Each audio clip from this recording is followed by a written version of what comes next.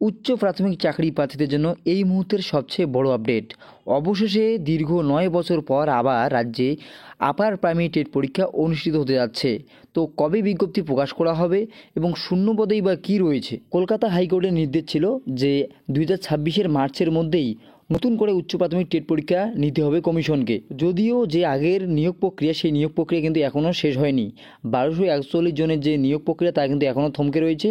তবে কলকাতা হাইকোর্টের সবুজ সংকেত রয়েছে, সেই নিয়োগও অর্থাৎ অষ্টম যে কাউন্সিলিং রয়েছে, 8 নম্বর কাউন্সিলিং, সেই কাউন্সিলিংয়ের বিজ্ঞপ্তিও খুব তাড়াতাড়ি কমিশনের তরফ থেকে প্রকাশ করা হবে এবং দ্রুতই তাদের কাউন্সিলিংয়ের মাধ্যমে স্কুলে কিন্তু জয়েন করানো হবে। এছাড়াও এই যে আবার নতুন টেট পরীক্ষা অনুষ্ঠিত হতে যাচ্ছে, সেক্ষেত্রে কত শূন্যপদ থাকতে পারে? এর আগের যে নিয়োগ প্রক্রিয়া হয়েছিল 14,052 জন, সেক্ষেত্রে কিন্তু প্রায় এই 1241 জনের নিয়োগ প্রক্রিয়া সম্পূর্ণ হয়ে গেলেও আরও 4,000-এর মতো শূন্যপদ কিন্তু পড়ে থাকবে, অর্থাৎ 4,160টি। সেই যে শূন্যপদ সেটাও কিন্তু পরবর্তী নিয়োগের ক্ষেত্রে কনভার্ট হয়ে যাবে।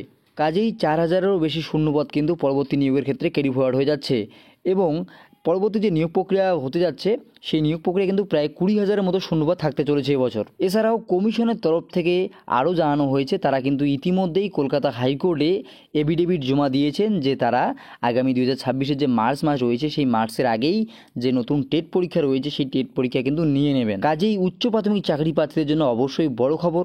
তবে এই যে নতুন টেট পরীক্ষা রয়েছে, সেই টেট পরীক্ষার বিজ্ঞপ্তি কবে নাগাদ আসতে পারে?